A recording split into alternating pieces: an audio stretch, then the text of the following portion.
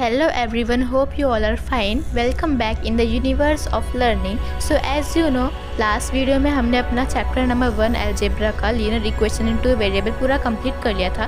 तो आज हम अपना न्यू चैप्टर स्टार्ट करने जा रहे हैं, क्वाड्रेटिक इक्वेशंस। ओके, तो आज के इस वीडियो में हम उसके बेसिक कॉन्सेप्ट्स देखेंगे, क्या है उसका स्टैंडर्ड फॉर्म, उसका मतलब क्या होता है, उसको कैसे सॉल्व करते हैं, ये सब मैं आपको बताने वाली हूँ। तो वीडियो को एंड तक तो ज़रूर देखना और हाँ, अपने फ्रेंड्स के साथ भी शेयर कर लीजिए ताकि वो भी आपके साथ स्टडी कर सकें। एंड अगर आप चाहो तो chapter number 1 linear equation into variable भी मेरे चैनल पे जाके देख सकते हो। चलो जल्दी से स्टार्ट करते हैं आज की वीडियो को, क्योंकि हमें पूरा बेसिक कॉन्सेप्ट आज देखना है। ओके, तो देखो क्वाड्रेटिक इक्वेशन ये क्या होता है, पहले हम ये देखेंगे। अभी आप लोग सोच रहे होगे यहाँ पे मैंने लीनियर इक्वेशन का स्टैंडर्ड फॉर्म क्यों लिखा है। देखो, हमने पढ़ा था लीनियर इक्वेशन का स्टैंडर्ड फॉर्म क्या होता है, ax + by = c। इसका मतलब यहाँ पे a और b और c जो होते हैं वो हमारे कोएफिशिएंट्स होते हैं, मतलब नंबर्स होते हैं, और x और y वेरिएबल्स होते हैं, राइट। तो फिर हमें सिंपली कुछ भी लिखना है, 5x + 4y = 0। तो ऐसा कुछ भी रहेगा तो ये हमारा लीनियर इक्वेशन रहता है, राइट। तो वैसा ही एक स्टैंडर्ड फॉर्म होता है क्वाड्रेटिक इक्वेशन का भी। ओके, तो उसी वे में क्वाड्रेटिक इक्वेशन को भी लिखा जाता है। तो देखो क्या होता है स्टैंडर्ड फॉर्म, ये आप लोग याद करके रख लो, ax² + bx + c = 0। ओके, अभी इसमें आपको कैसे करना रहेगा, 5x² + 4x + 3 = 0। ये होता है standard form of quadratic equation. Okay, क्योंकि लीनियर का मतलब ही ये होता है कि जो वेरिएबल है उसको पावर 1 ही रहेगा, मतलब ऊपर जो छोटा सा नंबर होता है उसका पावर कहते हैं, तो पावर 1 ही रहेगा। ओके, और क्वाड्रेटिक इक्वेशन में पावर 2 रहता है। अगर आपके क्वाड्रेटिक इक्वेशन में पहला पावर जो है वो 2 है तो समझ जाना वो आपका क्वाड्रेटिक इक्वेशन है। अगर 2 नहीं है पावर में तो वो क्वाड्रेटिक इक्वेशन नहीं होता है। ओके, तो ये है दोनों में डिफरेंस, ये और ये है क्वाड्रेटिक इक्वेशन का स्टैंडर्ड फॉर्म। ये हमें इस चैप्टर में बहुत काम आने वाले हैं। ओके, तो यहाँ पे a b c कोएफिशिएंट यानी नंबर होते हैं, और x जो होता है वो वेरिएबल होते हैं। यहाँ पे सिर्फ एक ही वेरिएबल होता है और यहाँ पे 2 वेरिएबल x और y ऐसे। ओके, तो ये है थोड़े डिफरेंस दोनों में, और ये है इसका स्टैंडर्ड फॉर्म। ओके, तो अब दोनों के भी स्टैंडर्ड फॉर्म अच्छे से याद करके रखो, MCQ में भी इसका काम आता है। तो ये हमने बेसिक समझा कि क्वाड्रेटिक इक्वेशन क्या होता है। अभी हम आगे की चीज़ें देखने वाले हैं। और एक चीज़ याद रखना है कि जो क्वाड्रेटिक इक्वेशन होता है ना, इसमें a will be always not equal to 0। Okay, ये भी याद रखना है, a is not equal to 0। b भी 0 हो सकता है, c भी 0 हो सकता है, लेकिन a 0 नहीं रहेगा। ओके, वैसे इसमें भी कुछ रूल था ना लीनियर इक्वेशन का, ये चैप्टर आप पूरा जाके देख सकते हो मेरे चैनल पे। अब मैंने इसके भी बेसिक्स डाले थे, आपको सब समझ में आ जाएगा। ओके, अभी मैं आपको कुछ एग्जांपल्स देती हूँ जिससे आपको थोड़ा और इजी हो जाएगा। देखो क्या है हमारे पास, x² - 4 = 0।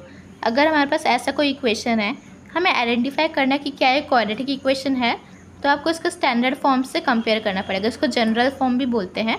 ओके, तो देखो पावर क्या है, 2 है।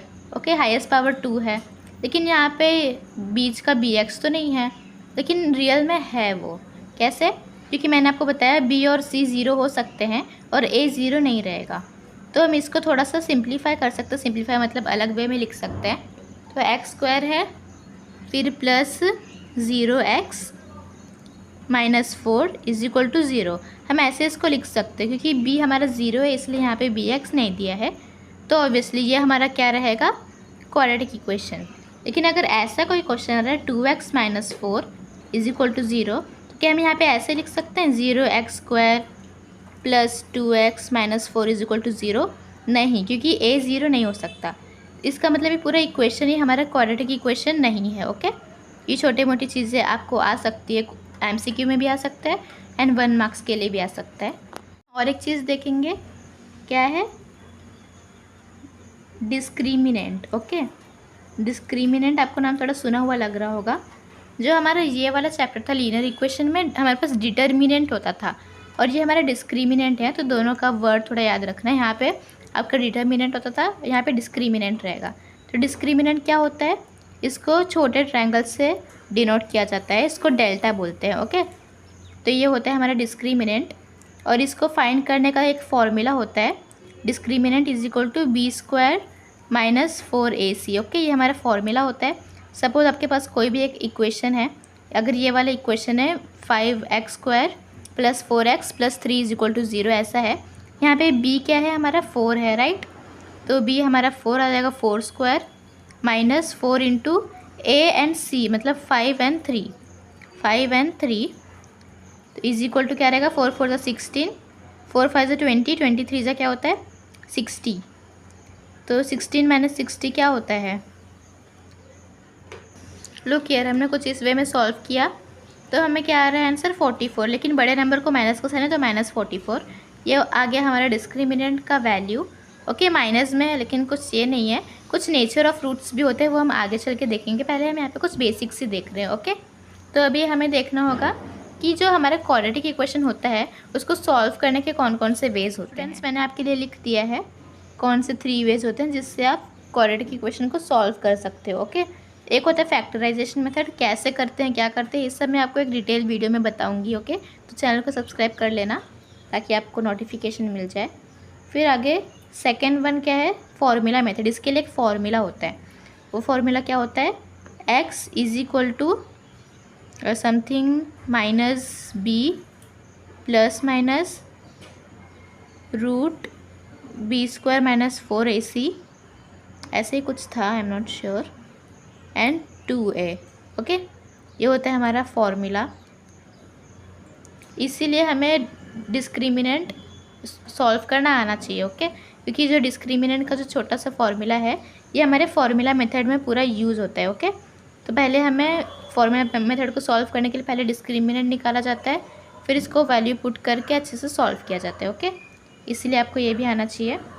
एंड हाँ आप अपने मन से ऐसे किसी भी इससे सॉल्व नहीं कर सकते, आपको क्वेश्चन में मेंशन किया रहता है कि फैक्टराइजेशन मेथड से सॉल्व करो या फॉर्मूला मेथड से या कंप्लीटिंग स्क्वायर मेथड। और कंप्लीटिंग स्क्वायर मेथड क्या होता है, थोड़ा सा मतलब एग्ज़ाम में तो कभी आता नहीं है और थोड़ा सा कॉम्प्लिकेटेड होता है, बट मैं आपको पूरा बताऊंगी, डोंट वरी। ज़्यादातर फॉर्मूला मेथड आता है और फैक्टराइजेशन भी 2 मार्क्स के लिए आता है। ओके तो ये होता है हमारा फॉर्मूला मेथड का फॉर्मूला, इसको भी लिख के रख लो आप लोग। और ये डिस्क्रिमिनेंट का फॉर्मूला, फिर ये सब क्या होता है ये सारे बेसिक्स आप जान लो। बाकी का बहुत सारे फार्मूलाज और हैं, बहुत सारा चीज़ और है, लेकिन जब वो हम प्रैक्टिस सेट सॉल्व करेंगे तब हम उसको पूरा डिटेल में देखेंगे। ये ऐसी थोड़ी बहुत चीज़ थी जो बेसिक है और आपको ये चैप्टर पढ़ने के लिए आपको ये सब आना चाहिए। ओके तो आई होप आपको समझ में आया होगा। Thank you so much and bye bye.